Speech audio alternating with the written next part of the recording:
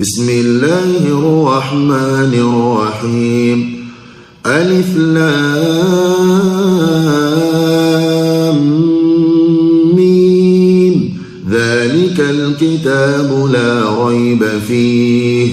هدى للمتقين الذين يؤمنون بالغيب ويقيمون الصلاة ومما رزقناهم ينفقون والذين يؤمنون بما أنزل إليك وما أنزل من قبلك وبالآخرة هم يوقنون أولئك على هدى من ربهم وأولئك هم المفلحون إن الذين كفروا سواء عليهم أأنذرتهم أم لم تنذرهم لا يؤمنون ختم الله على قلوبهم وعلى سمعهم وعلى أبصارهم غشاوة ولهم عذاب عظيم ومن الناس من يقول آمنا بالله وباليوم الآخر وما هم بمؤمنين يخادعون الله والذين آمنوا وما يخدعون إلا أنفسهم وما يشعرون في قلوبهم مرض فزادهم الله مرضا ولهم عذاب أليم بما كانوا يكذبون وإذا قيل لهم لا تفسدوا في الأرض قالوا إنما نحن مصلحون ألا إنهم هم المفسدون ولكن لا يشعرون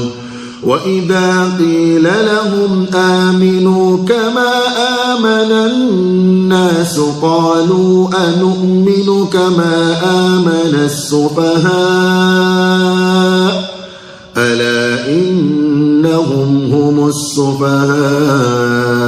ولكن لا يعلمون وإذا لقوا الذين آمنوا قالوا آمنا وإذا خلوا إلى شياطينهم قالوا إنا معكم إنما نحن مستهزئون الله يستهزئ بهم ويمدهم في طغيانهم يعمهون أولئك الذين اشتروا الضلالة بالهدى فما ربحت تجارتهم وما كانوا مهتدين مثلهم كمثل الذي استوقد نارا فلما أضاءت ما حوله ذهب الله بنورهم وتركهم في ظلمات لا يبصرون صم بكم عمي فهم لا يرجعون أو كصيب من السماء فيه ظلمات ورعد وبرق يجعلون أصابعهم في آذانهم من الصواعق حذر الموت والله محيط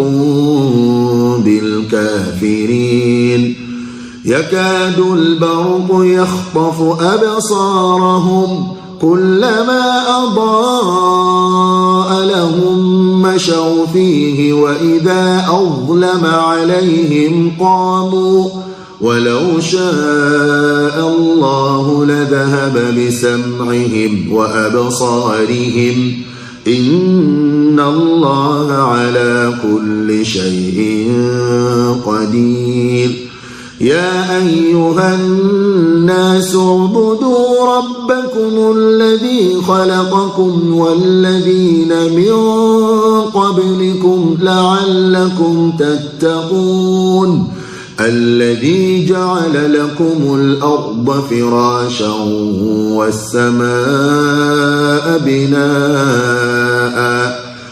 والسماء بناء وأنزل من السماء ماء فأخرج به من الثمرات رزقا لكم فلا تجعلوا لله أندادا وأنتم تعلمون وإن كنتم في ريب مما نزلنا على عبدنا فأتوا بسورة من مثله وادعوا شهداءكم من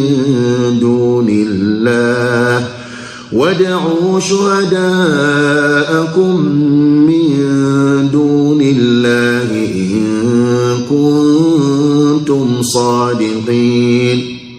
فإن لم تفعلوا ولن تفعلوا فاتقوا النار التي وقودها الناس والحجارة أعدت للكافرين وبشر الذين آمنوا وعملوا الصالحات أن لهم جنات تجري من تحتها الأنهار كلما رزقوا منها من ثمرة رزقا قالوا هذا الذي رزقنا من قبل وأتوا به متشابها ولهم فيها أزواج مطهرة وهم فيها خالدون إن الله لا يستحيي أن يضرب مثلا ما بعوضة فما فوقها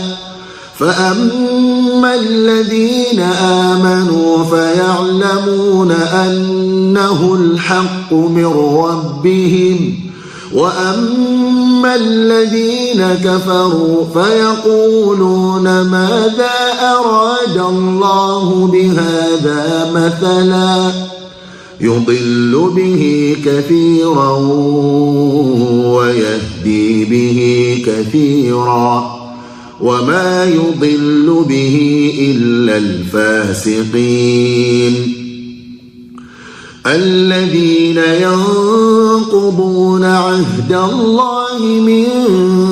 بعد ميثاقه ويقطعون ما أمر الله به أن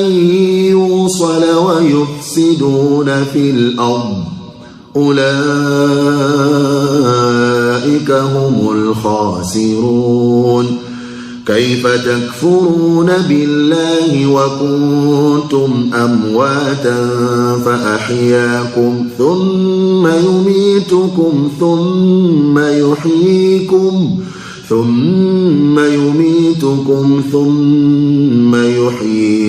ثم إليه ترجعون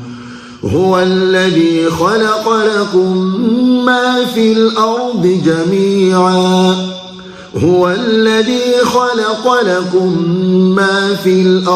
جميعا ثم استوى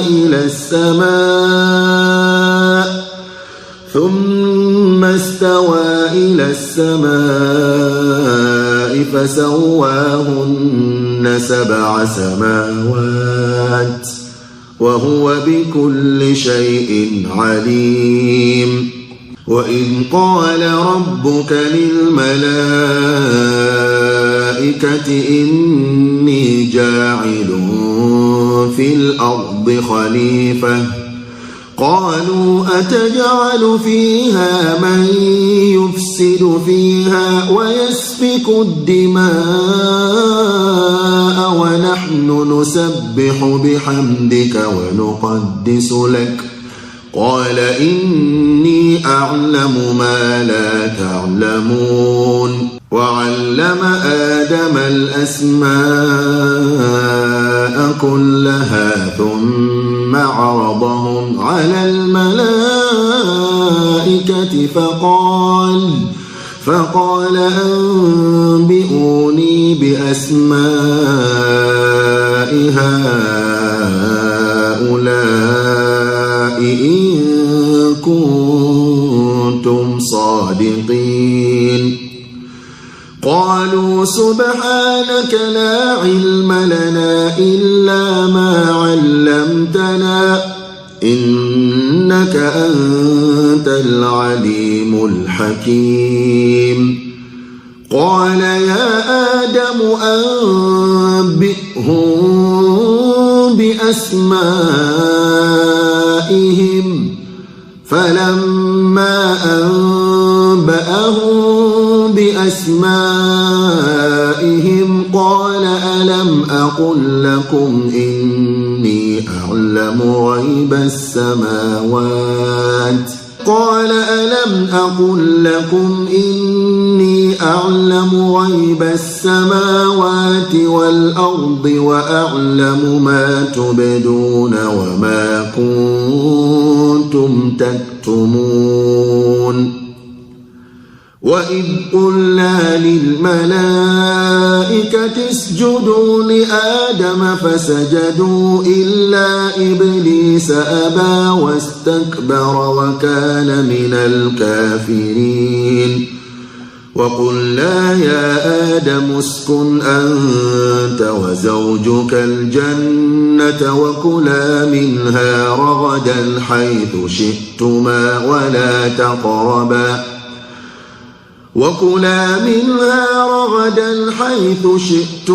ولا تقربا هذه الشجرة فتكونا من الظالمين فأزلهما الشيطان عنها فأخرجهما مما كانا فيه وقلنا اهبطوا بعضكم لبعض عدو ولكم في الأرض مستقر ومتاع إلى حين فتلقى آدم من ربه كلمات فتاب عليه إنه هو التواب الرحيم قلنا اهبطوا منها جميعا فإما يأتينكم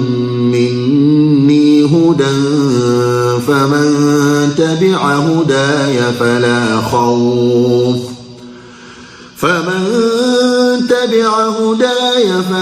خوف عليهم ولا هم يحزنون والذين كفروا وكذبوا بآياتنا أولئك أصحاب النار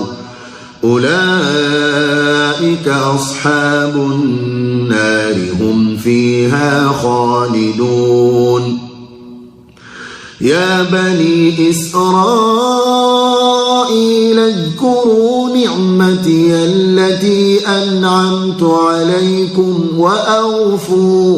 وأوفوا بعهدي أوف بعهدكم وإياي فارهبون وآمنوا بما أنزلت مصدقا لما معكم ولا تكونوا أول كافر به ولا تشتروا بآياتي ثمنا قليلا وإياي فاتقون ولا تلبسوا الحق بالباطل وتكتموا الحق وأنتم تعلمون وأقيموا الصلاة وآتوا الزكاة واركعوا مع الراكعين أتأمرون الناس بالبر وتنسون أنفسكم وأنتم تتلون الكتاب أفلا تعقلون واستعينوا بالصبر والصلاة وإنها لكبيرة إلا على الخاشعين الذين يظنون أنهم ملاقو ربهم وأنهم إليه راجعون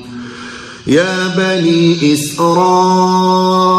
اذكروا نعمتي التي أنعمت عليكم وأني فضلتكم على العالمين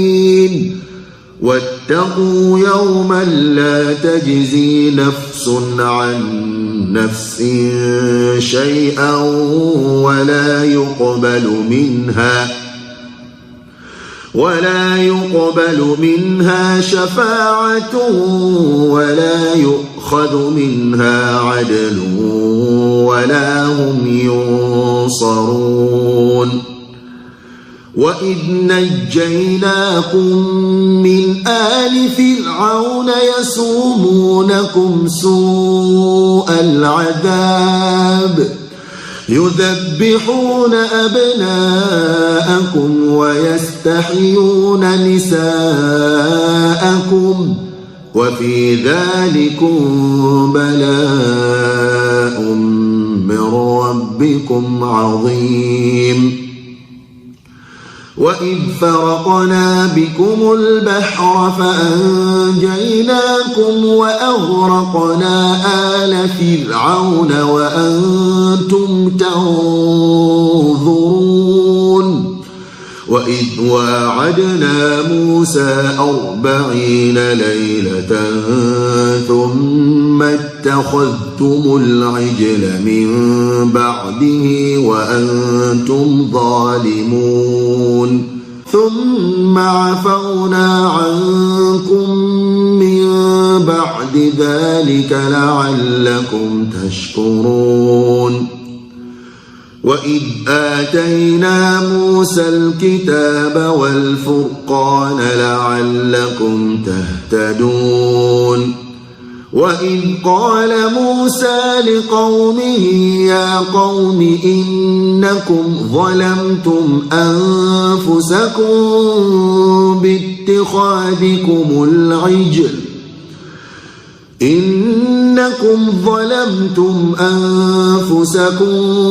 باتخاذكم العجل فتوبوا إلى بارئكم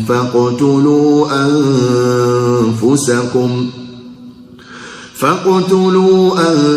أنفسكم ذلكم خير لكم عند بارئكم فتاب عليكم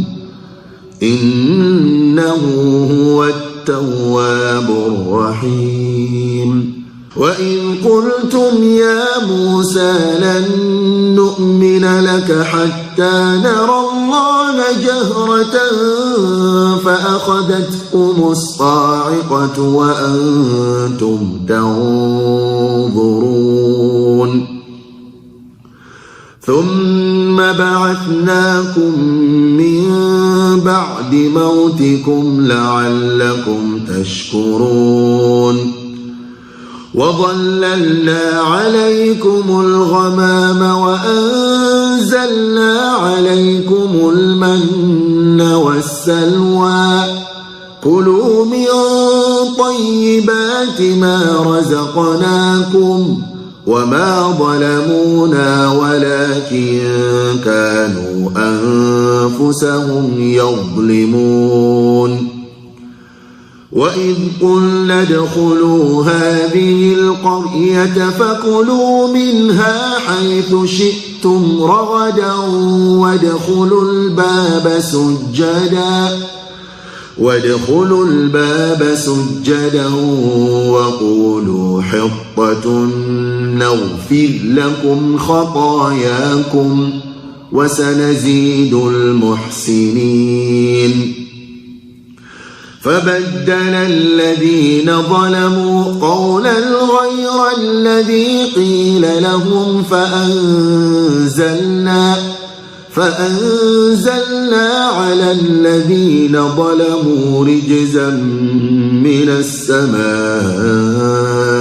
بما كانوا يفسقون.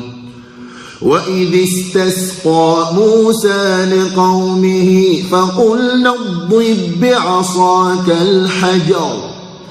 فانفجرت منه 12 عينا قد علم كل أناس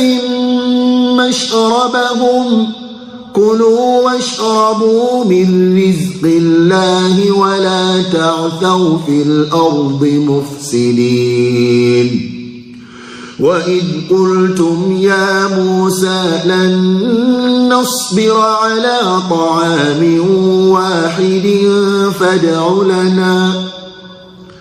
فادع لنا ربك يخرج لنا مما تنبت الأرض من بقلها وقثائها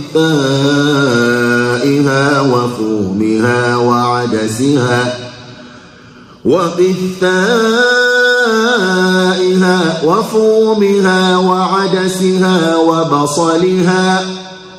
قال أتستبدلون الذي هو أدنى بالذي هو خير اهبطوا مصرا فإن لكم ما سألتم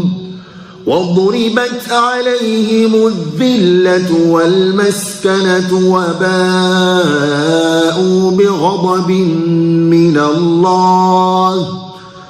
ذلك بأنهم كانوا يكفرون بآيات الله ويقتلون النبيين بغير الحق ذلك بما عصوا وكانوا يعتدون.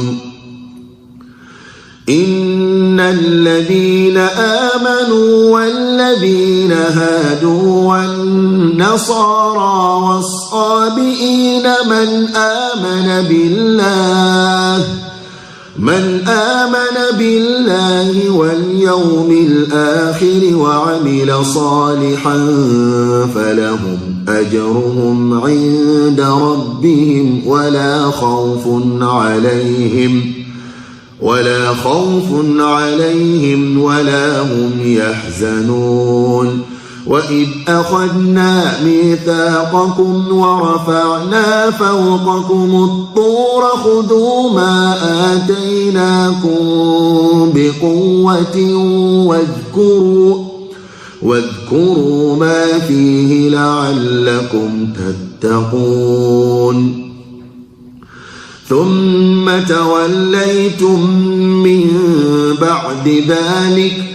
فلولا فضل الله عليكم ورحمته لكنتم من الخاسرين.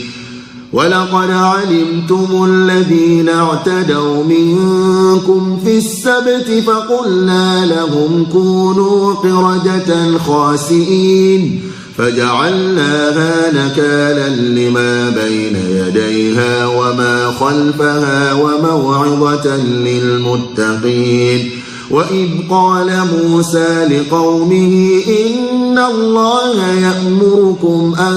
تذبحوا بقرة قالوا أتتخذنا هزوا قال أعوذ بالله أن أكون من الجاهلين. قالوا ادع لنا ربك يبين لنا ما هي قال إنه يقول إنها بقرة لا فارض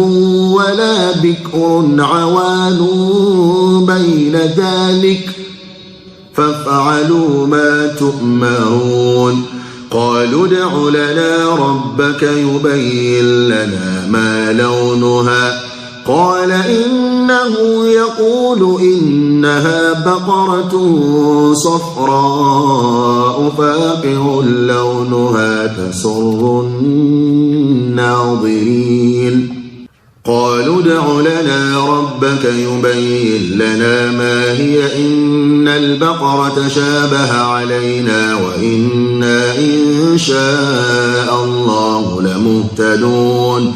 قال إنه يقول إنها بقرة لا ذلول تثير الأرض ولا تسقي الحرث مسلمة لا شية فيها قالوا الآن جئت بالحق فذبحوها وما كادوا يفعلون وإذ قتلتم نفسا فادارأتم فيها والله مخرج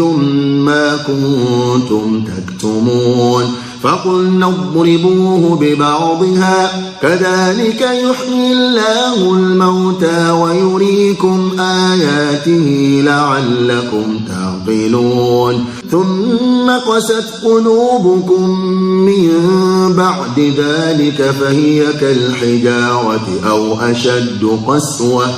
وإن من الحجارة لما يتفجر منه الأنهار وإن منها لما يشقق فيخرج منه الماء وإن منها لما يهبط من خشية الله وما الله بغافل عما تعملون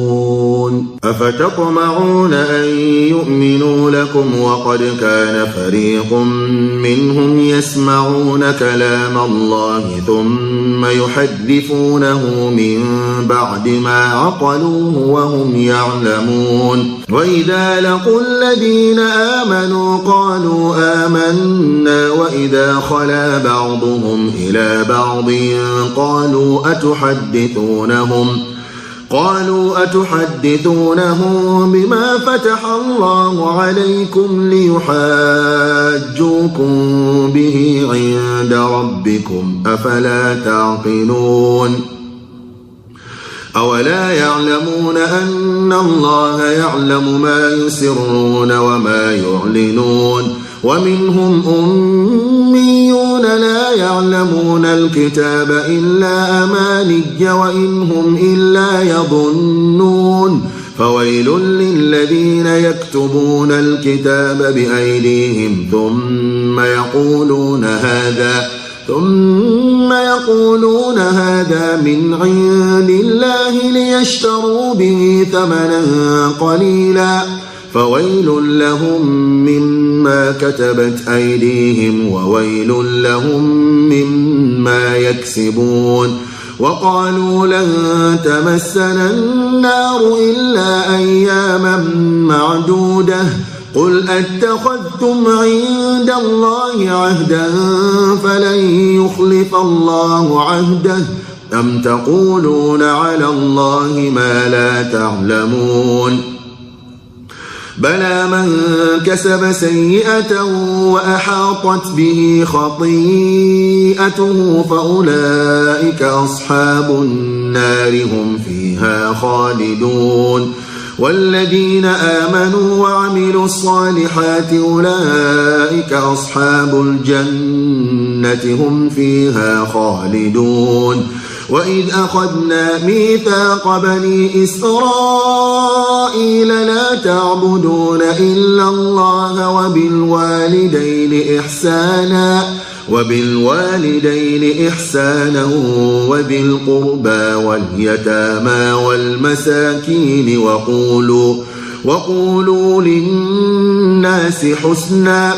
وقولوا للناس حسنا وأقيموا الصلاة وآتوا الزكاة ثم توليتم إلا قليلا منكم وأنتم معرضون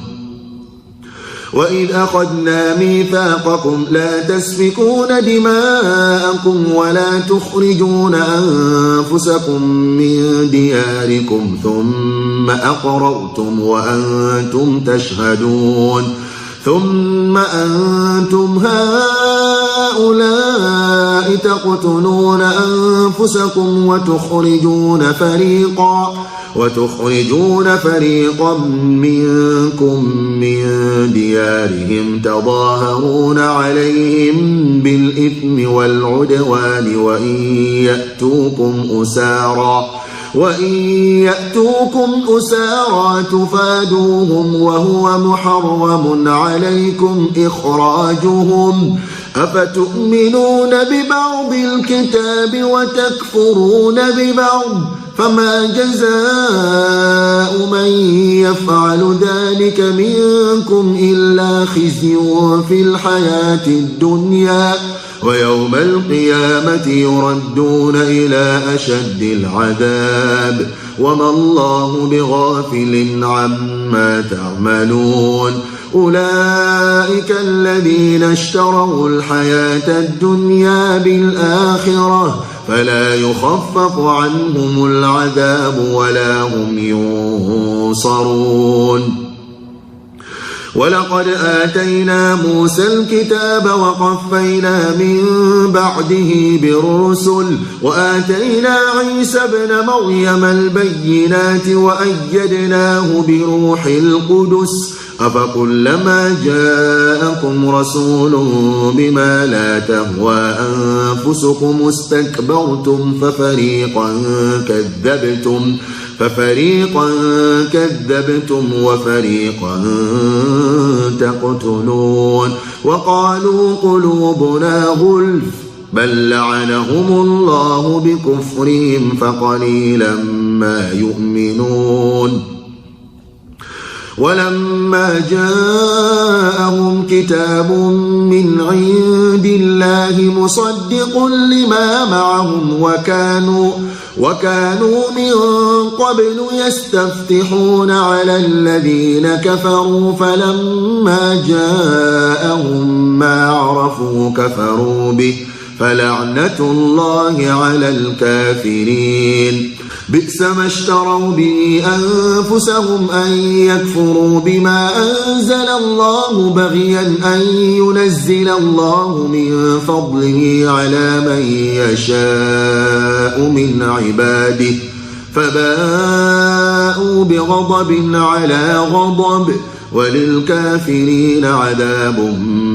مهين وإذا قيل لهم آمنوا بما أنزل الله قالوا نؤمن بما أنزل علينا ويكفرون بما وراءه وهو الحق مصدقا لما معهم قل فلم تقتلون أنبياء الله من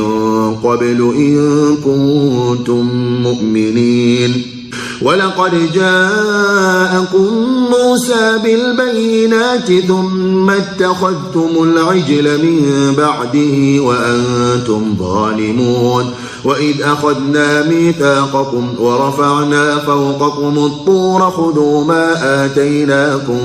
بقوة واسمعوا قالوا سمعنا وعصينا وأشربوا في قلوبهم العجل بكفرهم قل بئس ما يأمركم به إيمانكم إن كنتم مؤمنين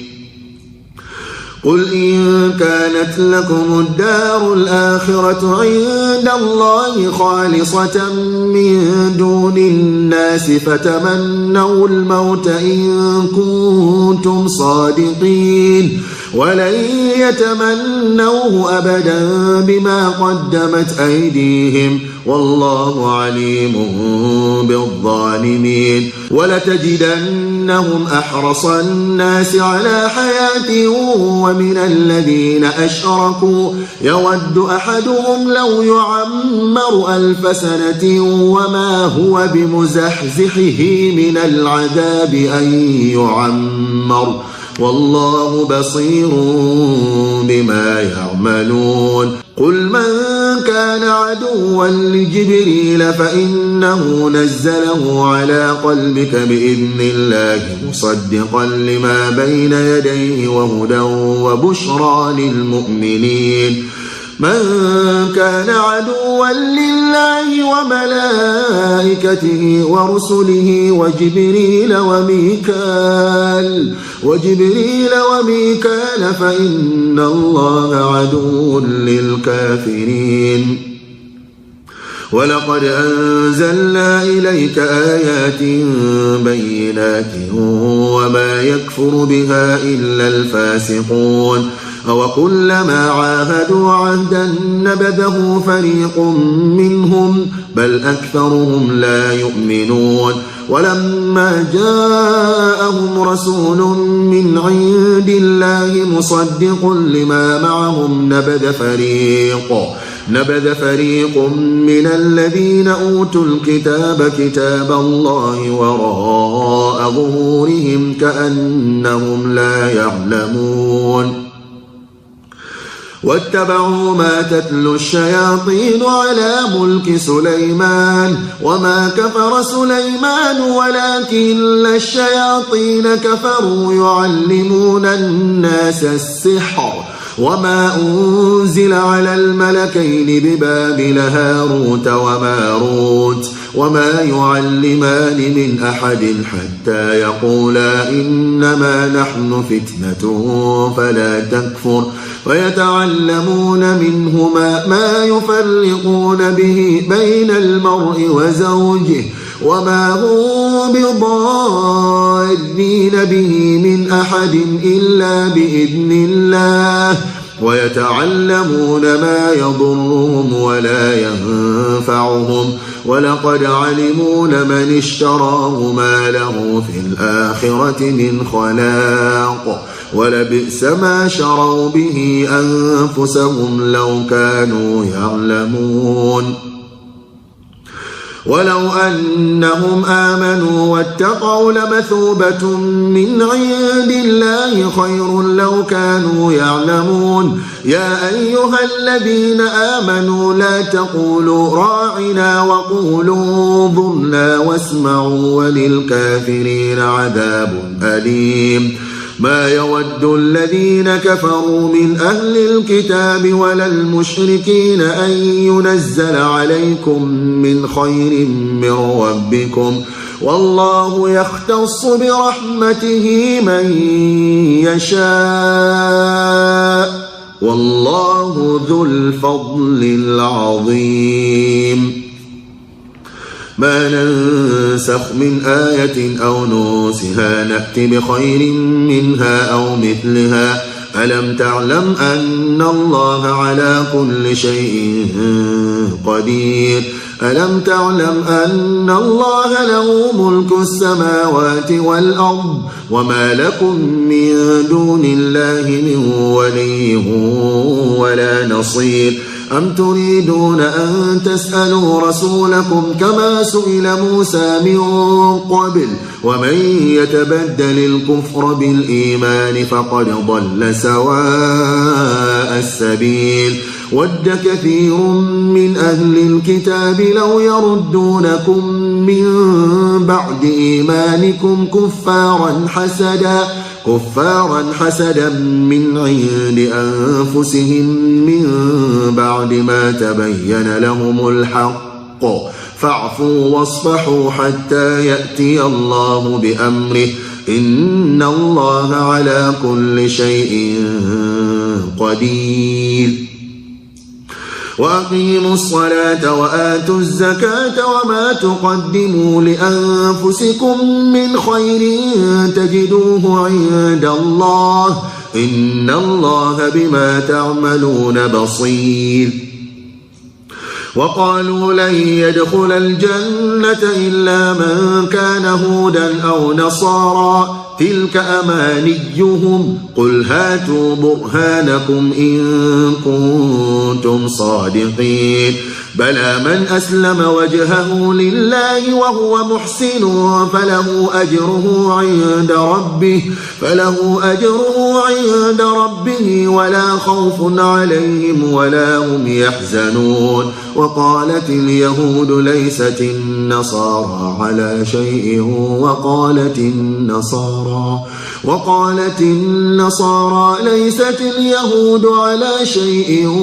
وهم يتلون الكتاب كذلك قال الذين لا يعلمون مثل قولهم فالله يحكم بينهم يوم القيامة فيما كانوا فيه يختلفون. ومن أظلم ممن منع مساجد الله أن يذكر فيها اسمه وسعى في خرابها أولئك ما كان لهم أن يدخلوها إلا خائفين لهم في الدنيا خزي ولهم في الآخرة عذاب عظيم. ولله المشرق والمغرب فأينما تولوا فثم وجه الله إن الله واسع عليم. وقالوا اتخذ الله ولدا سبحانه بل له ما في السماوات والأرض كل له قانتون بديع السماوات والأرض وإذا قضى أمرا فإنما يقول له كن فيكون. وقال الذين لا يعلمون لولا يكلمنا الله أو تأتينا آية كذلك قال الذين من قبلهم مثل قولهم تشابهت قلوبهم قد بينا الآيات لقوم يوقنون. إنا أرسلناك بالحق بشيرا ونذيرا ولا تسأل عن أصحاب الجحيم ولن ترضى عنك اليهود ولا النصارى حتى تتبع ملتهم قل إن هدى الله هو الهدى ولئن اتبعت أهواءهم بعد الذي جاءك من العلم ما لك من الله من ولي ولا نصير. الذين آتيناهم الكتاب يتلونه حق تلاوته أولئك يؤمنون به ومن يكفر به فأولئك هم الخاسرون. يا بني إسرائيل اذكروا نعمتي التي أنعمت عليكم وأني فضلتكم على العالمين واتقوا يوما لا تجزي نفس عن نفس شيئا ولا يقبل منها عدل ولا تنفعها شفاعة ولا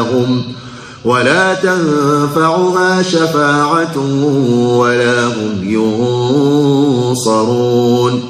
وإذ ابتلى إبراهيم ربه بكلمات فأتمهن قال إني جاعلك للناس إماما قال ومن ذريتي قال لا ينال عهد الظالمين. وإذ جعلنا البيت مثابة للناس وأمنا واتخذوا من مقام إبراهيم مصلى وعهدنا إلى إبراهيم وإسماعيل أن طهرا بيتي للطائفين والعاكفين والركع السجود. وإذ قال إبراهيم رب اجعل هذا بلدا آمنا وارزق أهله من الثمرات من آمن منهم بالله واليوم الآخر قال ومن كفر فأمتعه قليلا ثم أضطره إلى عذاب النار وبئس المصير. وإذ يرفع إبراهيم القواعد من البيت وإسماعيل ربنا تقبل منا إنك أنت السميع العليم. ربنا واجعلنا مسلمين لك ومن ذريتنا أمة مسلمة لك وأرنا مناسكنا وتب علينا إنك أنت التواب الرحيم. ربنا وابعث فيهم رسولا منهم يتلو عليهم آياتك ويعلمهم الكتاب والحكمة ويزكيهم إنك أنت العزيز الحكيم. ومن يرغب عن ملة إبراهيم إلا من سفه نفسه ولقد اصطفيناه في الدنيا وإنه في الآخرة لمن الصالحين. إذ قال له ربه أسلم قال أسلمت لرب العالمين. ووصى بها إبراهيم بنيه ويعقوب يا بني إن الله اصطفى لكم الدين فلا تموتن إلا وأنتم مسلمون. أم كنتم شهداء إذ حضر يعقوب الموت إذ قال لبنيه ما تعبدون من بعدي قالوا نعبد إلهك وإله آبائك إبراهيم وإسماعيل وإسحاق إلها واحدا ونحن له مسلمون. تلك أمة قد خلت لها ما كسبت ولكم ما كسبتم ولا تسألون عما كانوا يعملون. وقالوا كونوا هودا أو نصارى تهتدوا قل بل ملة إبراهيم حنيفا وما كان من المشركين. قولوا آمنا بالله وما أنزل إلى إبراهيم وإسماعيل وإسحاق ويعقوب والأسباط وما أوتي موسى وعيسى وما أوتي النبيون من ربهم لا نفرق بين أحد منهم ونحن له مسلمون. فإن آمنوا بمثل ما آمنتم به فقد اهتدوا وإن تولوا فإنما هم في شقاق فسيكفيكهم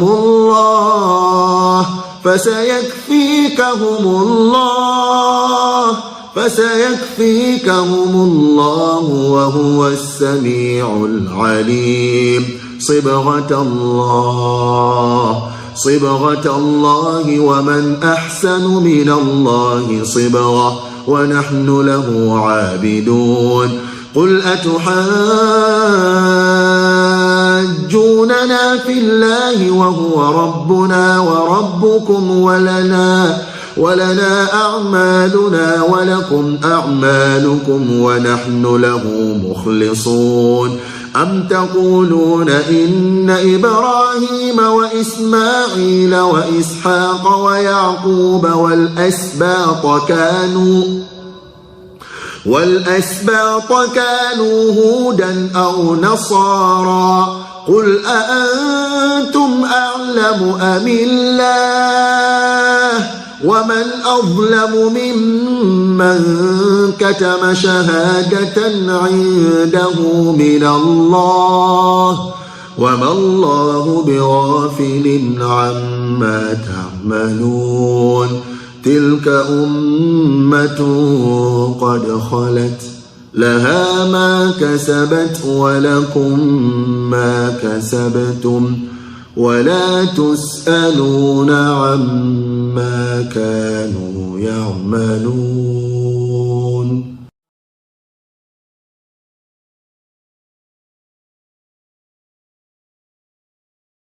سيقول السفهاء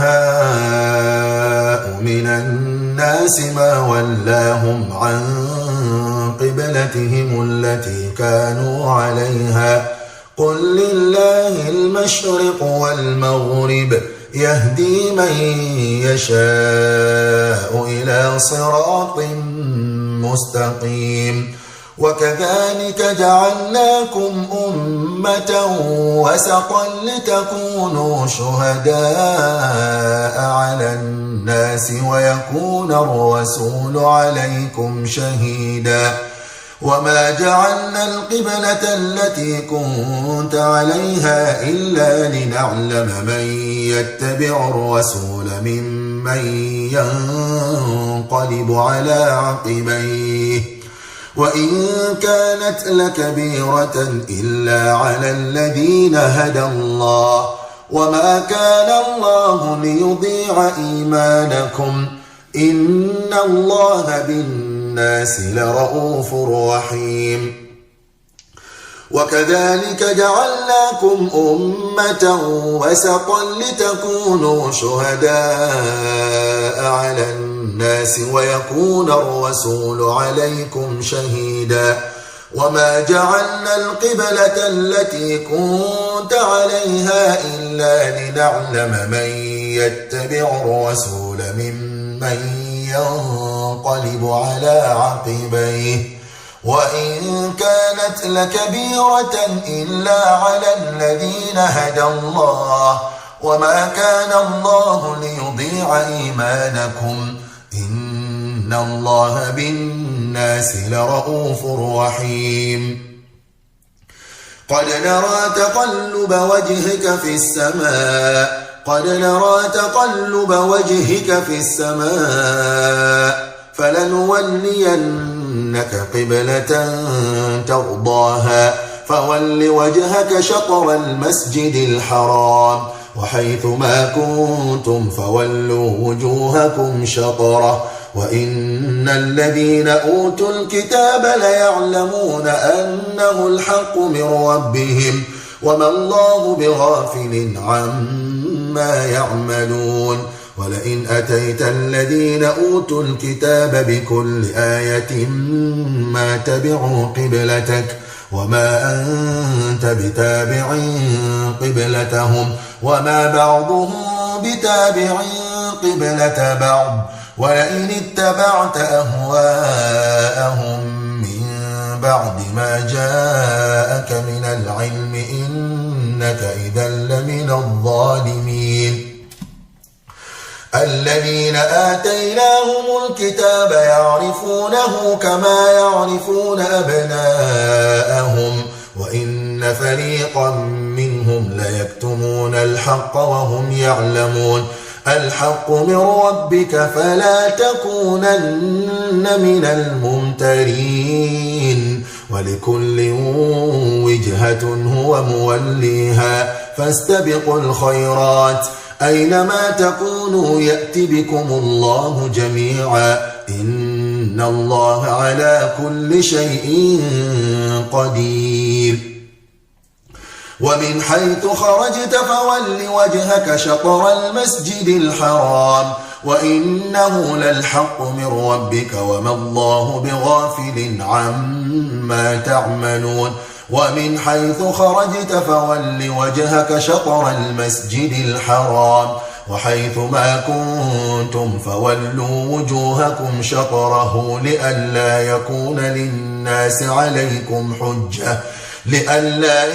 للناس عليكم حجة إلا الذين ظلموا منهم فلا تخشوهم واخشوني ولأتم نعمتي عليكم ولعلكم تهتدون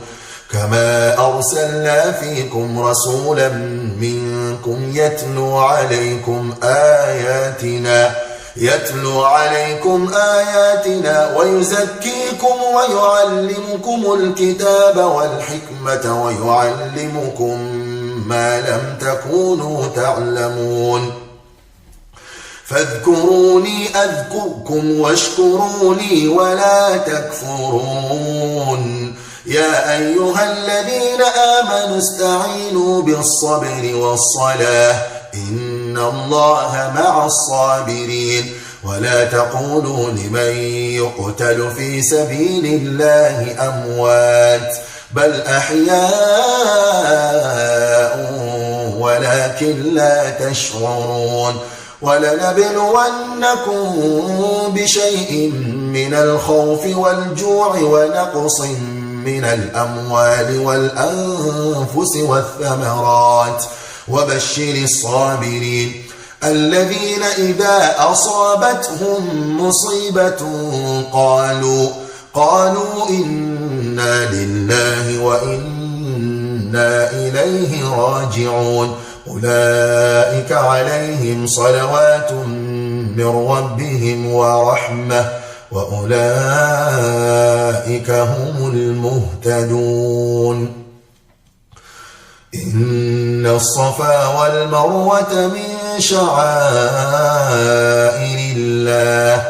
فمن حج البيت أو اعتمر فلا جناح عليه أن يطوف بهما ومن تطوع خيرا فإن الله شاكر عليم إن الذين يكتمون ما أنزلنا من البينات والهدى من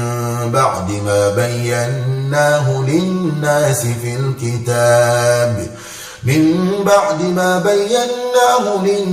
في الكتاب أولئك يلعنهم الله ويلعنهم اللاعنون إن الذين يكتمون ما أنزلنا من البينات والهدى من بعد ما بيناه للناس في الكتاب أولئك يلعنهم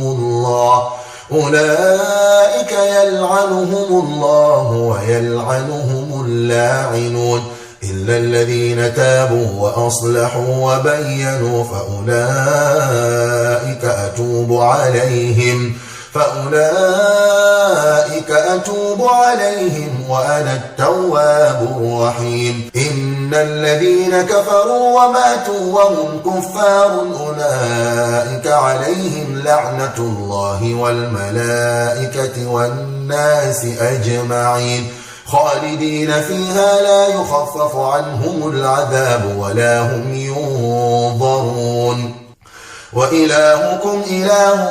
واحد لا إله إلا هو الرحمن الرحيم إن في خلق السماوات والأرض واختلاف الليل والنهار والفلك التي تجري في البحر بما ينفع الناس وما أنزل الله من السماء من ماء فأحيا به الأرض بعد موتها وبث فيها من كل دابة وتصريف الرياح والسحاب المسخر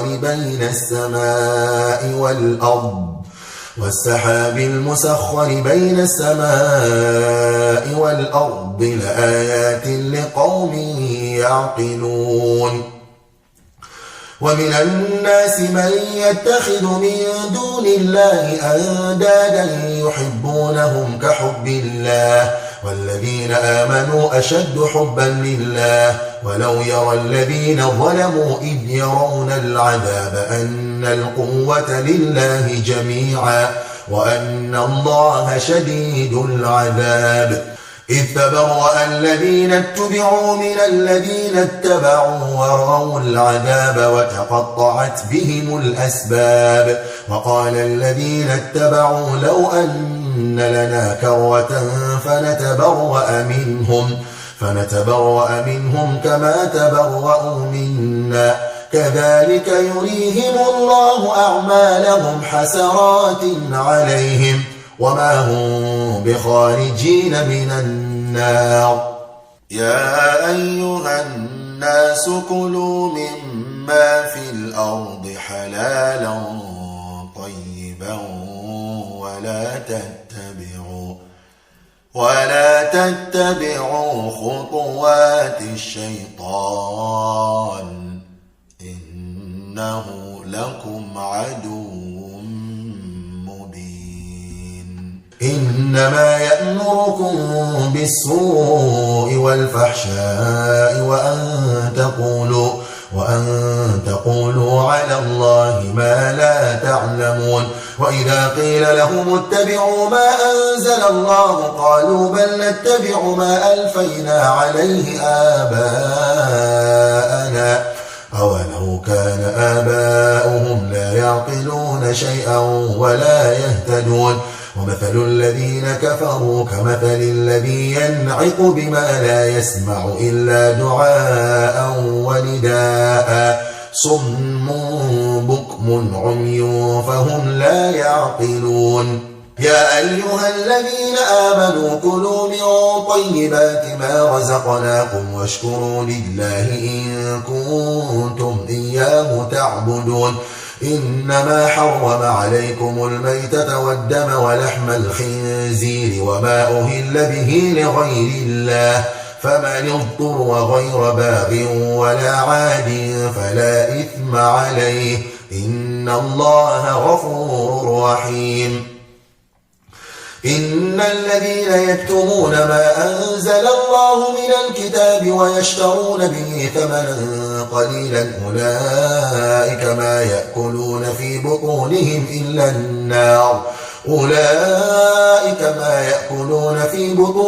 إلا النار ولا يكلمهم الله يوم القيامة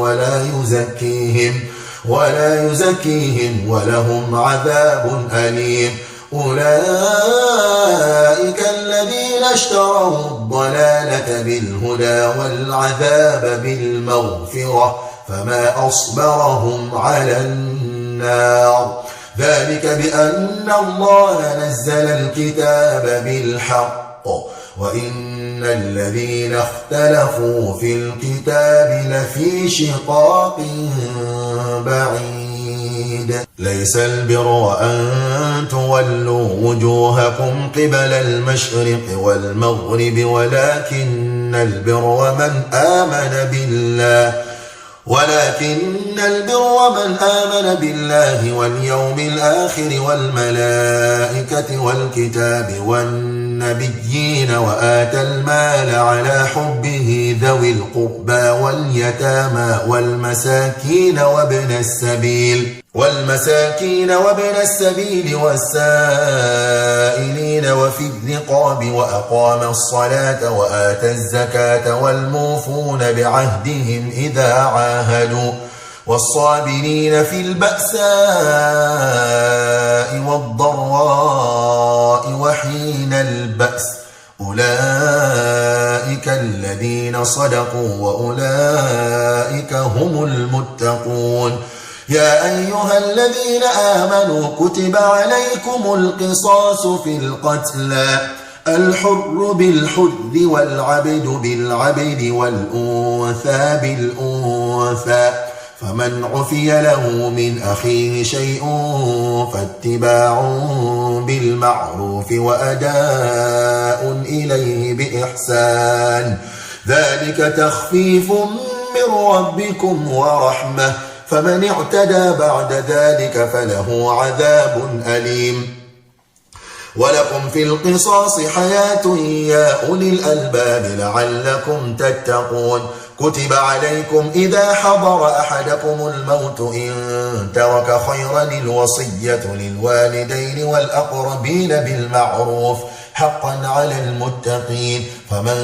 بدله بعدما سمعه فإنما إثمه على الذين يبدلونه إن الله سميع عليم فمن خاف من موص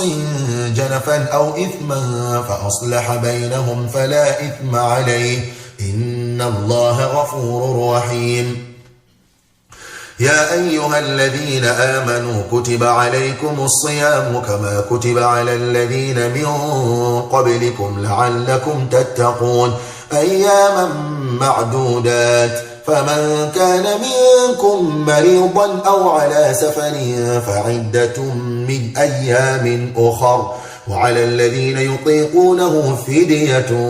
طعام مسكين فمن تطوع خيرا فهو خير له وأن تصوموا خير لكم إن كنتم تعلمون شهر رمضان الذي أنزل فيه القرآن هدى للناس وبينات من الهدى والفرقان فمن شهد منكم الشهر فليصمه ومن كان مريضا أو على سفر فعدة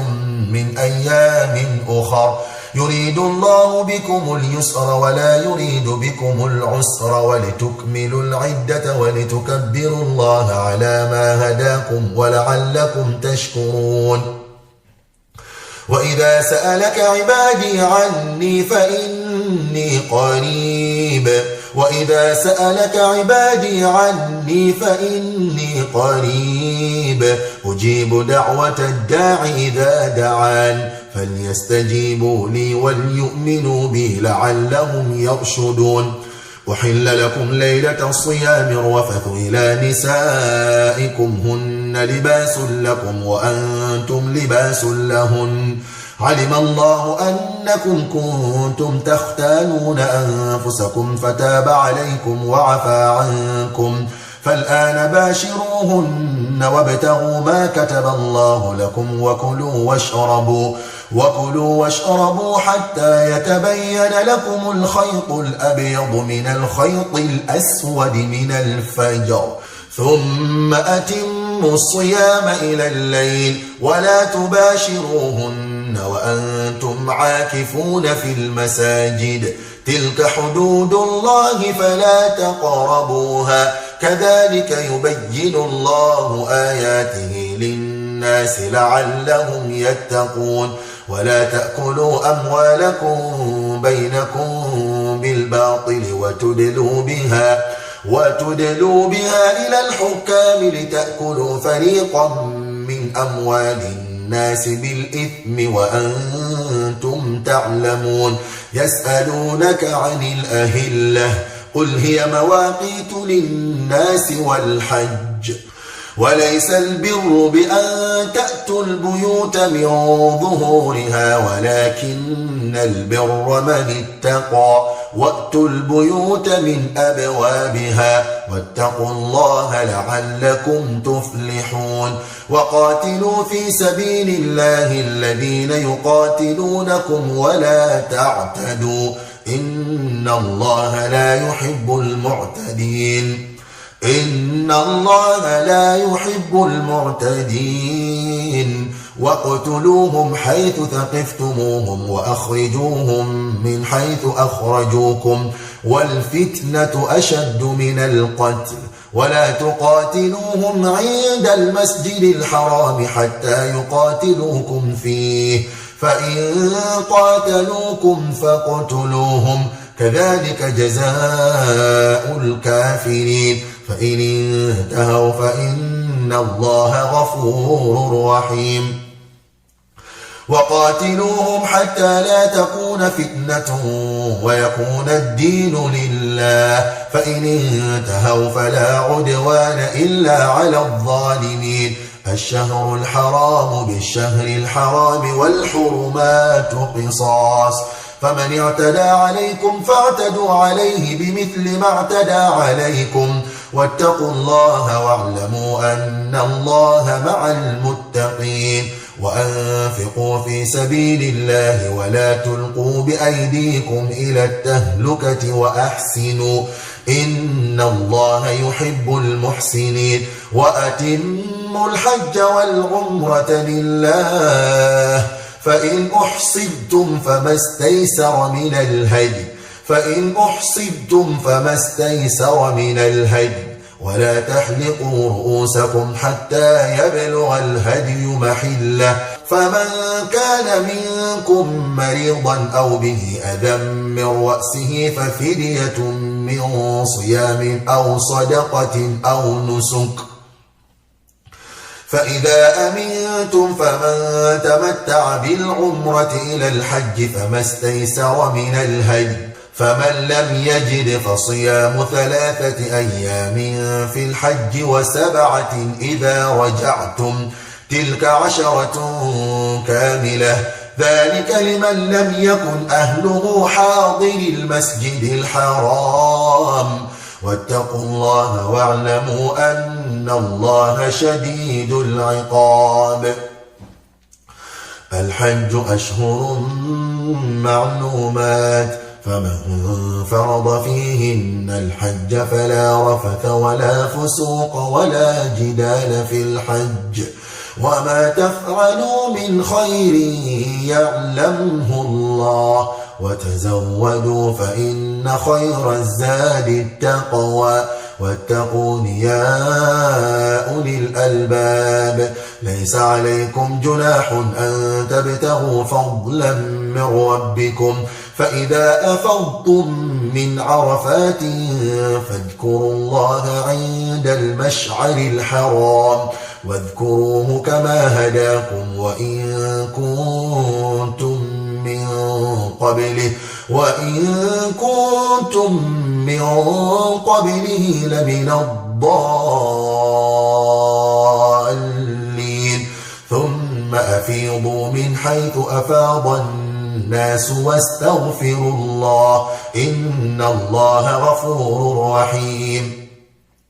فإذا قضيتم مناسككم فاذكروا الله كذكركم آباءكم أو أشد ذكرا فمن الناس من يقول ربنا آتنا في الدنيا وما له في الآخرة من خلاق ومنهم من يقول ربنا آتنا في الدنيا حسنة وفي الآخرة حسنة وقنا عذاب النار أولئك لهم نصيب مما كسبوا والله سريع الحساب. واذكروا الله في أيام معدودات فمن تعجل في يومين فلا إثم عليه ومن تأخر فلا إثم عليه لمن اتقى واتقوا الله واعلموا أنكم إليه تحشرون. ومن الناس من يعجبك قوله في الحياة الدنيا ويشهد الله على ما في قلبه وهو ألد الخصام وإذا تولى سعى في الأرض ليفسد فيها ويهلك الحرث والنسل والله لا يحب الفساد. وإذا قيل له اتق الله أخذته العزة بالإثم فحسبه جهنم ولبئس المهاد. ومن الناس من يشري نفسه ابتغاء مرضات الله والله رؤوف بالعباد. يا أيها الذين آمنوا ادخلوا في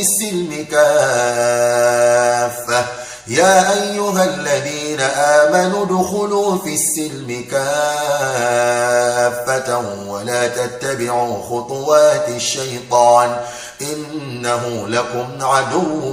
مبين. فإن زللتم من بعد ما جاءتكم البينات فاعلموا أن الله عزيز حكيم. هل ينظرون إلا أن يأتيهم الله في ظلل من الغمام والملائكة وقضي الأمر وإلى الله ترجع الأمور. سل بني إسرائيل كم آتيناهم من آية بينة ومن يبدل نعمة الله من بعد ما جاءته فإن إن الله شديد العقاب زين للذين كفروا الحياة الدنيا ويسخرون من الذين آمنوا والذين اتقوا فوقهم يوم القيامة والله يرزق من يشاء بغير حساب والله يرزق من يشاء بغير حساب كان الناس أمة واحدة فبعث الله النبيين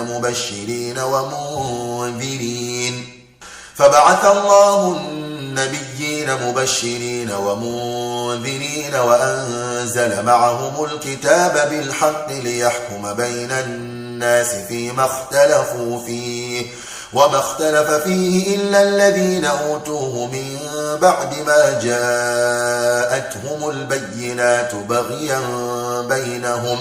فهدى الله الذين آمنوا لما اختلفوا فيه من الحق بإذنه والله يهدي من يشاء إلى صراط مستقيم أم حسبتم أن تدخلوا الجنة ولما يأتكم مثل الذين خلوا من قبلكم مستهم البأساء والضراء وزلزلوا حتى يقول الرسول والذين آمنوا معه متى نصر الله ألا إن نصر الله قريب يسألونك ماذا ينفقون قل ما أنفقتم من خير فللوالدين والأقربين واليتامى والمساكين وابن السبيل وما تفعلوا من خير فإن الله به عليم كتب عليكم القتال وهو كره لكم وعسى أن تكرهوا شيئا وهو خير لكم وعسى أن تحبوا شيئا وهو شر لكم والله يعلم وأنتم لا تعلمون يسألونك عن الشهر الحرام قتال فيه قل قتال فيه كبير وصد عن سبيل الله وكفر به والمسجد الحرام وإخراج أهله منه أكبر عند الله والفتنة أكبر من القتل ولا يزالون يقاتلونكم حتى يردوكم عن دينكم إن استطاعوا ومن يرتدد منكم عن دينه فيمت وهو كافر فأولئك حبطت أعمالهم في الدنيا والآخرة وأولئك أصحاب النار هم فيها خالدون إن الذين آمنوا والذين هاجروا وجاهدوا في سبيل الله أولئك يرجون رحمة الله والله غفور رحيم يسألونك عن الخمر والميسر قل فيهما إثم كبير ومنافع للناس وإثمهما أكبر من نفعهما ويسألونك ماذا ينفقون قل العفو كذلك يبين الله لكم الآيات لعلكم تتفكرون في الدنيا والآخرة ويسألونك عن اليتامى قل إصلاح لهم خير وإن تخالطوهم فإخوانكم والله يعلم المفسد من المصلح ولو شاء الله لأعنتكم إن الله عزيز حكيم ولا تنكحوا المشركات حتى يؤمن ولأمة مؤمنة خير من مشركة ولو أعجبتكم ولا تنكحوا المشركين حتى يؤمنوا ولعبد مؤمن خير من مشرك ولو أعجبكم أولئك يدعون إلى النار النار والله يدعو إلى الجنة والمغفرة بإذنه ويبين آياته للناس لعلهم يتذكرون ويسألونك عن المحيض قل هو أذى فاعتزلوا النساء في المحيض ولا تقربوهن حتى يطهرن فإذا تطهرن فأتوهن من حيث أمركم الله إن الله يحب التوابين ويحب المتطهرين نساؤكم حرث لكم فأتوا حرثكم أنا شئتم وقدموا لأنفسكم واتقوا الله واعلموا أنكم ملاقوه وبشر المؤمنين ولا تجعلوا الله عرضة لأيمانكم أن تبروا وتتقوا وتصلحوا بين الناس والله سميع عليم لا يؤاخذكم الله باللغو في أيمانكم ولكن يؤاخذكم بما كسبت قلوبكم والله غفور حليم للذين يؤلون من نسائهم تربص 4 أشهر فإن فاءوا فإن الله غفور رحيم وإن عزموا الطلاق فإن الله سميع عليم والمطلقات يتربصن بأنفسهن 3 قروء ولا يحل لهن أن يكتمن ما خلق الله في أرحامهن إن كن يؤمن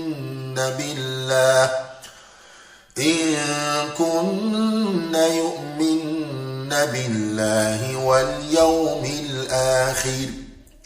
وبعولتهن أحق بردهن في ذلك إن أرادوا إصلاحا ولهن مثل الذي عليهن بالمعروف وللرجال عليهن درجة والله عزيز حكيم الطلاق مرتان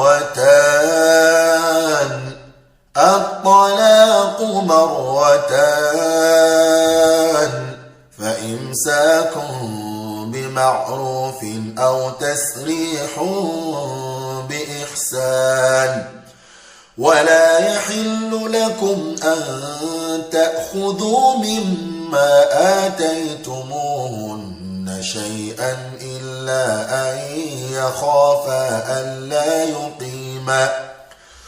إلا أن يخافا ألا يقيما حدود الله فإن خفتم ألا يقيما حدود الله فلا جناح عليهما فيما افتدت به تلك حدود الله فلا تعتدوها ومن يتعد حدود الله فأولئك هم الظالمون فإن طلقها فلا تحل له من بعد حتى تنكح زوجا غيره فإن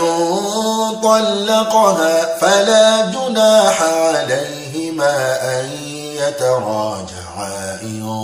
ظنا أن يقيما حدود الله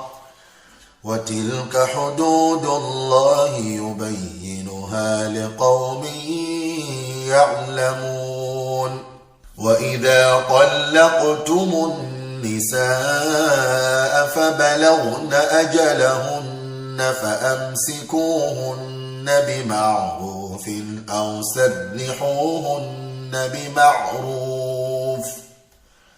ولا تمسكوهن ضرارا لتعتدوا ومن يفعل ذلك فقد ظلم نفسه ولا تتخذوا آيات الله هزوا واذكروا نعمة الله عليكم وما أنزل عليكم من الكتاب والحكمة يعظكم به واتقوا الله واعلموا أن الله بكل شيء عليم وإذا طلقتم النساء فبلغن أجلهن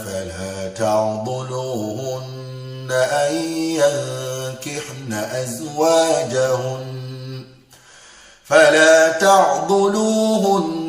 أن ينكحن أزواجهن إذا تراضوا بينهم بالمعروف ذلك يوعظ به من كان منكم يؤمن بالله واليوم الآخر ذلكم أزكى لكم وأطهر والله يعلم وأنتم لا تعلمون والوالدات يرضعن أولادهن حولين كاملين لمن أراد أن يتم الرضاعة وعلى المولود له رزقهن وكسوتهن بالمعروف لا تكلف نفس إلا وسعها لا تضار والدة بولدها ولا مولود له بولده وعلى الوارث مثل ذلك فإن أرادا فصالا عن تراض منهما وتشاور فلا جناح عليهما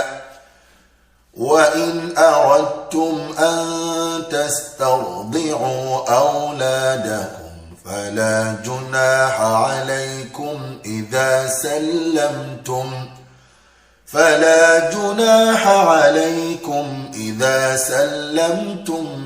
ما آتيتم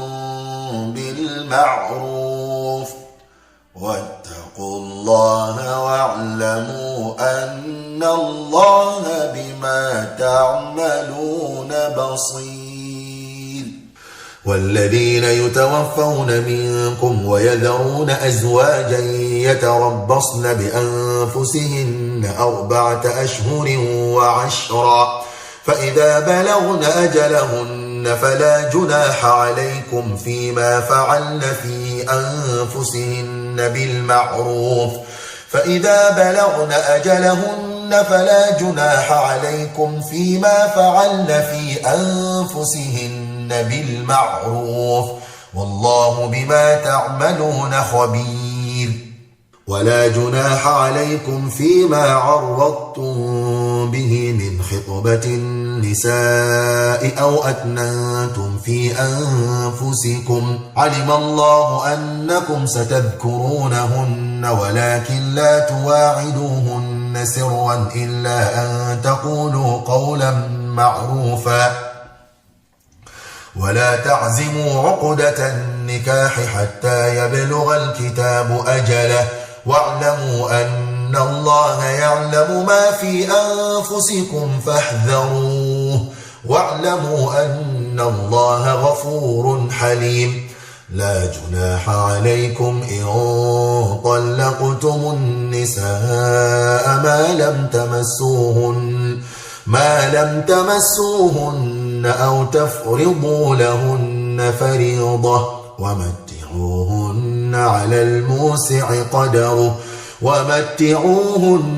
على الموسع قدره وعلى المقتر قدره متاعا بالمعروف حقا على المحسنين. وإن طلقتموهن من قبل أن تمسوهن وقد فرضتم لهن فريضة فنصف ما فرضتم إلا أن يعفون أو يعفو الذي بيده عقدة النكاح وأن تعفوا أقرب للتقوى ولا تنسوا الفضل بينكم إن الله بما تعملون بصير. حافظوا على الصلوات والصلاة الوسطى وقوموا لله قانتين. حافظوا على الصلوات والصلاة الوسطى وقوموا لله قانتين. فإن خفتم فرجالا أو ركبانا فإذا أمنتم فاذكروا الله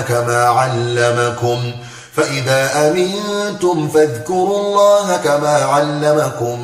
ما لم تكونوا تعلمون. والذين يتوفون منكم ويذرون أزواجا وصية لأزواجهم متاعا إلى الحول غير إخراج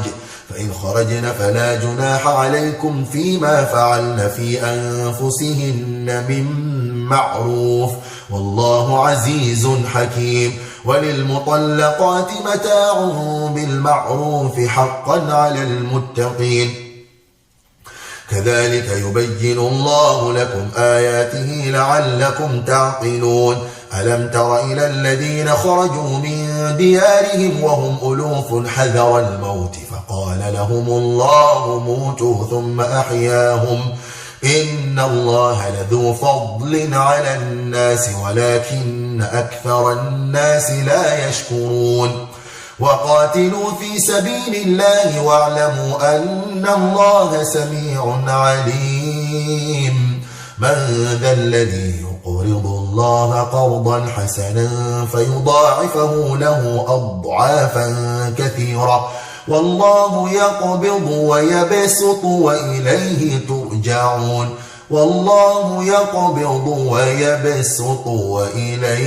ترجعون. ألم تر إلى الملأ من بني إسرائيل من بعد موسى إذ قالوا لنبي له ابعث لنا ملكا نقاتل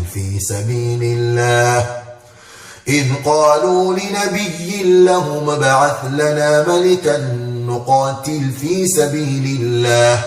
قال هل عسيتم إن كتب عليكم القتال ألا تقاتلوا قالوا وما لنا ألا نقاتل في سبيل الله وقد أخرجنا من ديارنا وأبنائنا فلما كتب عليهم القتال تولوا إلا قليلا منهم والله عليم بالظالمين. وقال لهم نبيهم إن الله قد بعث لكم طالوت ملكا قالوا أنى يكون له الملك علينا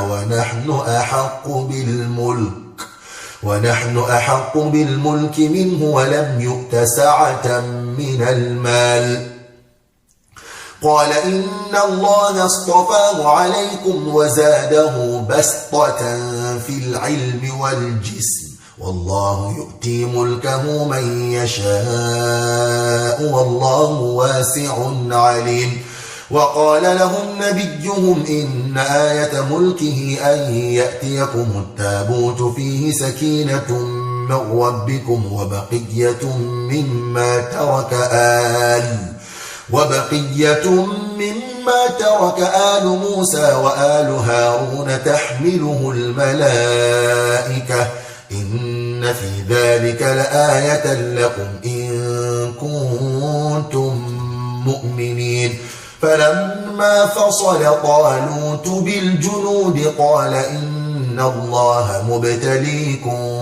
بنهر فمن شرب منه فليس مني ومن لم يطعمه فإنه مني ومن لم يطعمه فإنه مني إلا من اغترف غرفة بيده فشربوا منه إلا قليلا منهم فلما جاوزه هو والذين آمنوا معه قالوا لا طاقة لنا اليوم بجالوت وجنوده قال الذين يظنون أنهم ملاقوا الله كم من فئة قليلة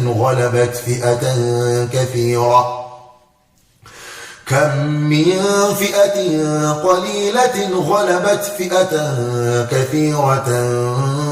بإذن الله والله مع الصابرين ولما برزوا لجالوت وجنوده قالوا ربنا أفرغ علينا صبرا وثبت أقدامنا وانصرنا على القوم الكافرين فهزموا بإذن الله وقتل داود جالوت وآتاه الله الملك والحكمة وعلمه مما يشاء ولولا دفع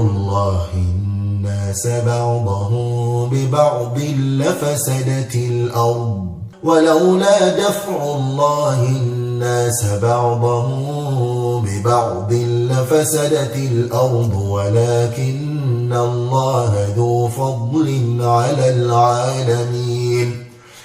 تلك آيات الله نتلوها عليك بالحق وإنك لمن المرسلين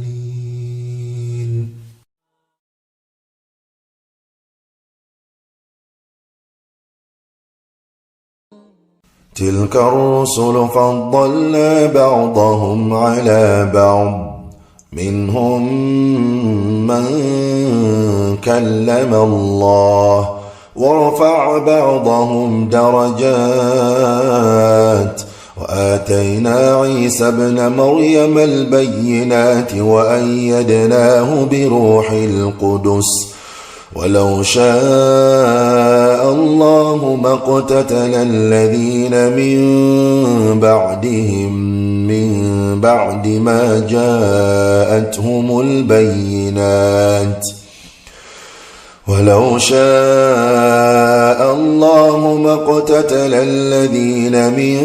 بعدهم من بعد ما جاءتهم البينات ولكن اختلفوا فمنهم من آمن ومنهم من كفر ولو شاء الله ما اقتتلوا ولكن الله يفعل ما يريد يا أيها الذين آمنوا أنفقوا مما رزقناكم من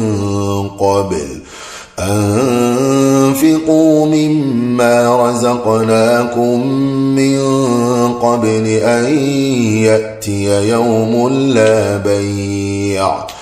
أن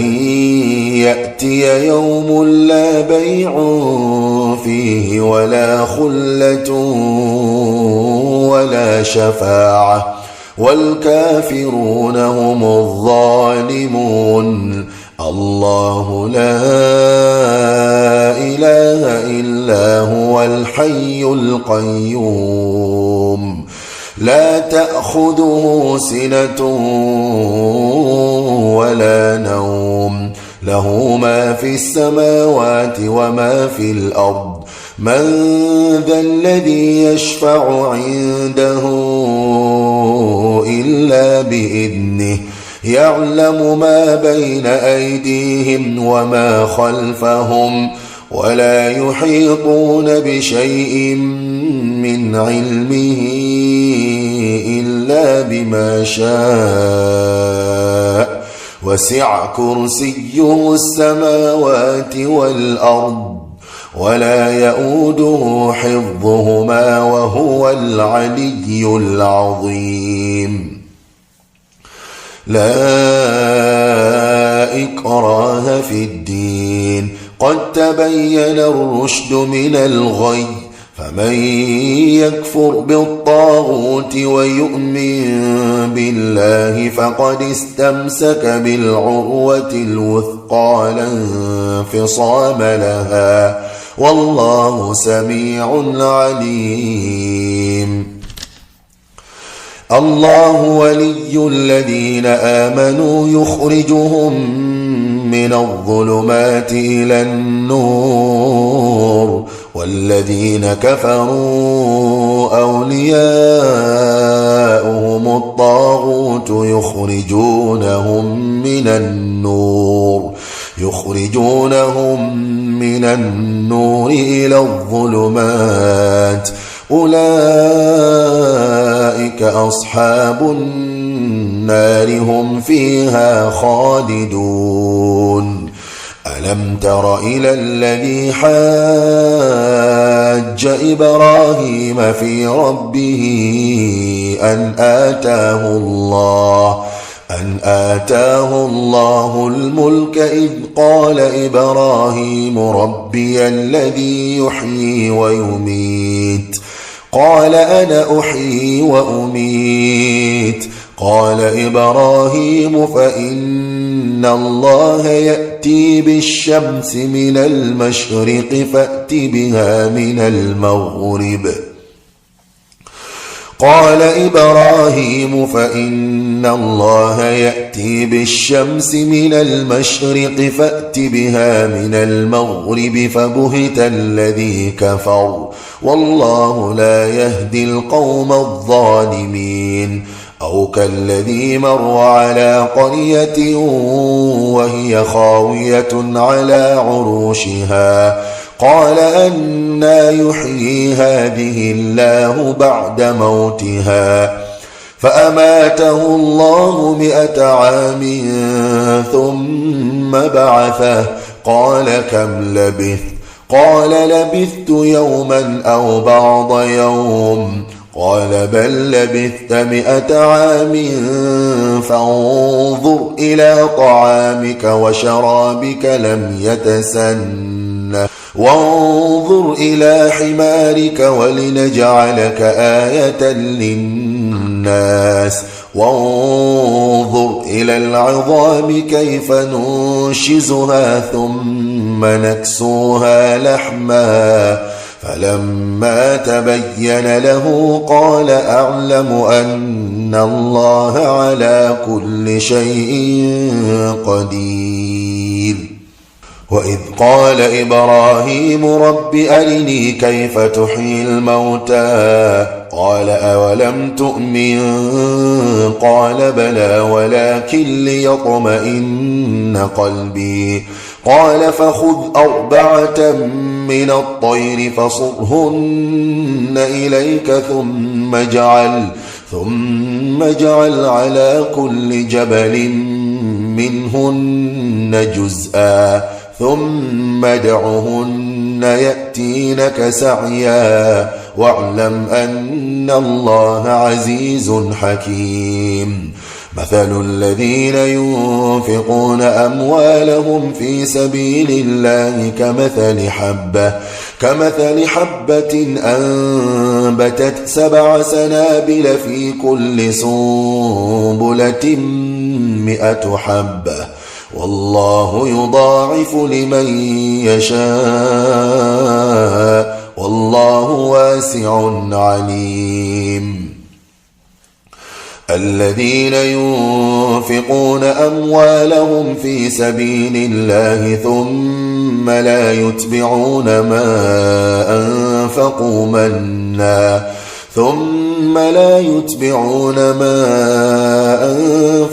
منا ولا أذى لهم أجرهم عند ربهم ولا خوف عليهم ولا هم يحزنون. قول معروف ومغفرة خير من صدقة يتبعها أذى والله غني حليم. يا أيها الذين آمنوا لا تبطلوا صدقاتكم بالمن والأذى كالذي ينفق ماله رئاء الناس ولا يؤمن بالله واليوم الآخر فمثله كمثل صفوان عليه تراب فأصابه وابل فتركه صلدا لا يقدرون على شيء مما كسبوا والله لا يهدي القوم الكافرين. ومثل الذين ينفقون أموالهم ابتغاء مرضات الله وتثبيتا من أنفسهم كمثل جنة بربوة أصابها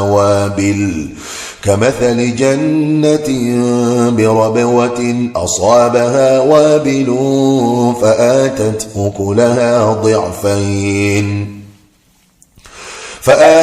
أكلها ضعفين فإن لم يصبها وابل فطل والله بما تعملون بصير. أيود أحدكم أن تكون له جنة من نخيل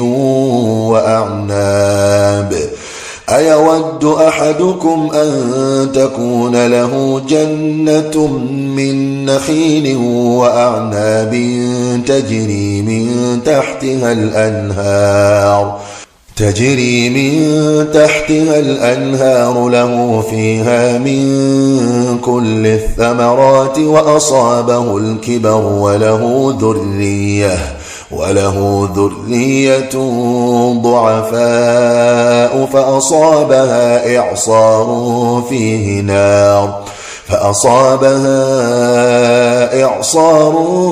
فيه نار فاحترقت كذلك يبين الله لكم الآيات لعلكم تتفكرون. يا أيها الذين آمنوا أنفقوا من طيبات ما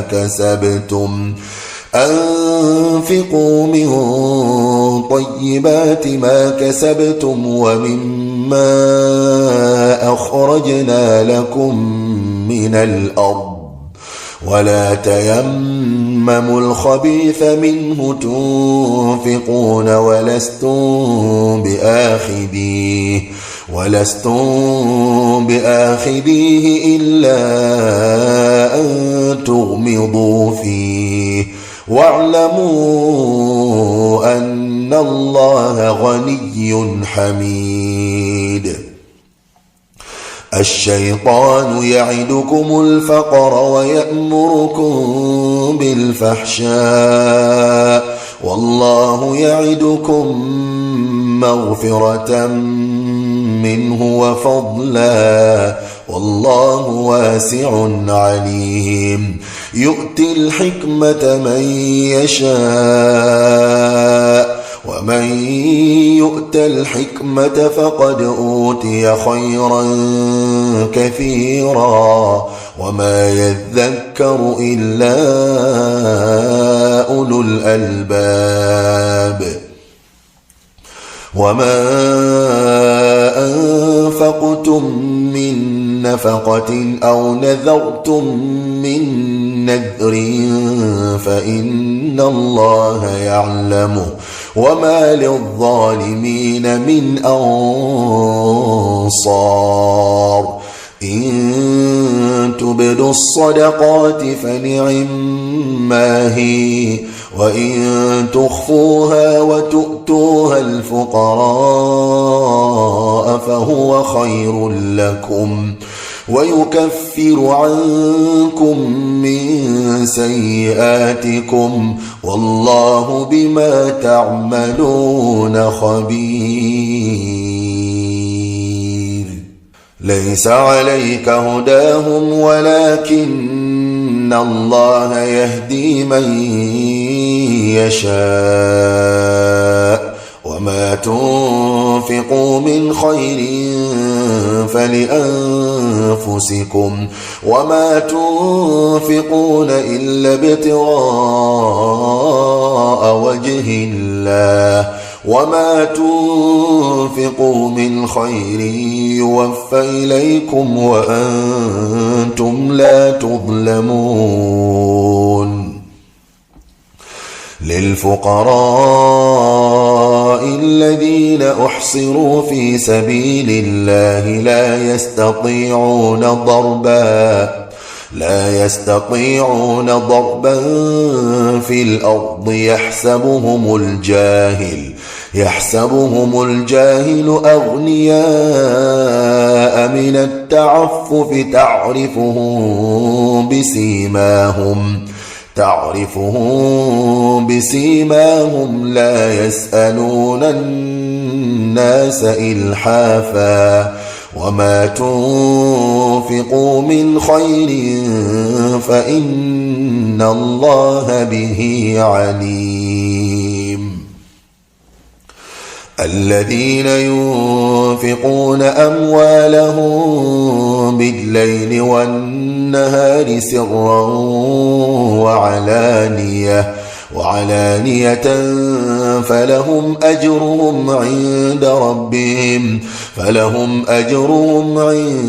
ربهم ولا خوف عليهم ولا هم يحزنون. الذين يأكلون الربا لا يقومون إلا كما يقوم الذي يتخبطه الشيطان من المس ذلك بأنهم قالوا إنما البيع مثل الربا وأحل الله البيع وحرم الربا فمن جاءه موعظة من ربه فانتهى فله ما سلف وأمره إلى الله ومن عاد فأولئك أصحاب النار هم فيها خالدون. يمحق الله الربا ويربي الصدقات والله لا يحب كل كفار أثيم. إن الذين آمنوا وعملوا الصالحات وأقاموا الصلاة لهم أجرهم عند ربهم ولا خوف عليهم ولا هم يحزنون. يا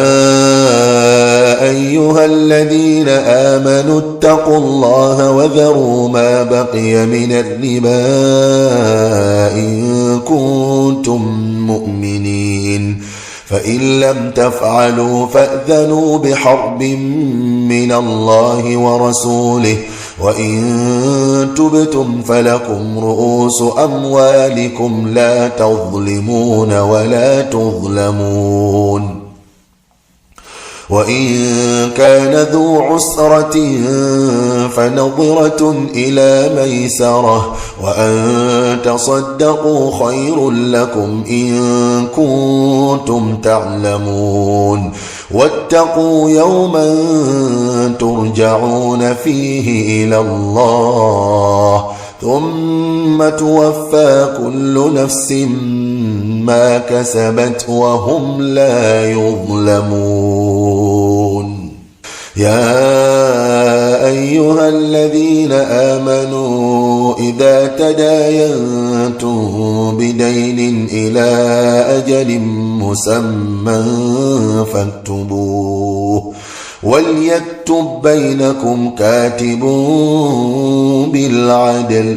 ولا يأب كاتب أن يكتب كما علمه الله فليكتب وليملل الذي عليه الحق وليتق الله ربه ولا يبخس منه شيئا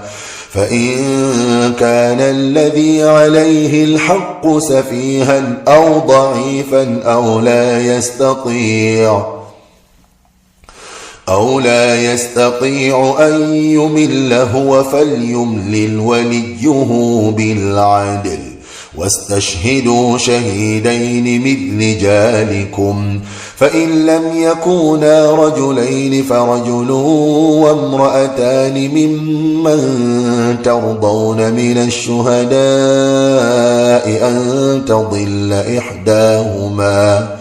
أن تضل إحداهما فتذكر إحداهما الأخرى ولا يأبى الشهداء إذا ما دعوا ولا تسأموا أن تكتبوه صغيرا أو كبيرا إلى أجله ذلكم أقسط عند الله وأقوم للشهادة وأدنى ألا ترتابوا إلا أن تكون تجارة حاضرة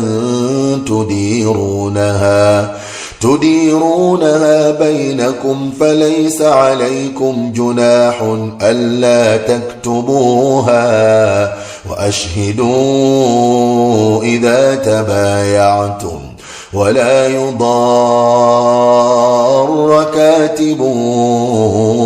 ولا شهيد وإن تفعلوا فإنه فسوق بكم واتقوا الله ويعلمكم الله والله بكل شيء عليم وإن كنتم على سفر ولم تجدوا كاتبا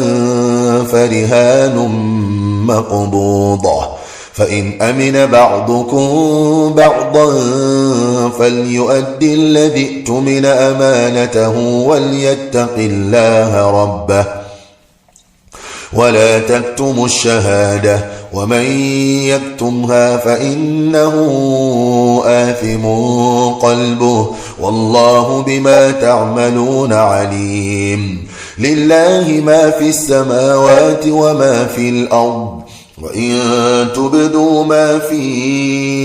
أنفسكم أو تخفوه يحاسبكم به الله فيغفر لمن يشاء ويعذب من يشاء والله على كل شيء قدير آمن الرسول بما أنزل إليه من ربه والمؤمنون كل آمن بالله وملائكته وكتبه ورسله لا نفرق بين أحد من رسله وقالوا سمعنا وأطعنا غفرانك ربنا وإليك المصير لا يكلف الله نفسا إلا وسعها لها ما كسبت وعليها ما اكتسبت ربنا لا تؤاخذنا إن نسينا أو أخطأنا ربنا ولا تحمل علينا إصرا كما حملته على الذين من قبلنا ربنا ولا تحملنا تحملنا ما لا طاقة لنا به واعف عنا واغفر لنا وارحمنا واعف عنا واغفر لنا وارحمنا أنت مولانا فانصرنا على القوم الكافرين.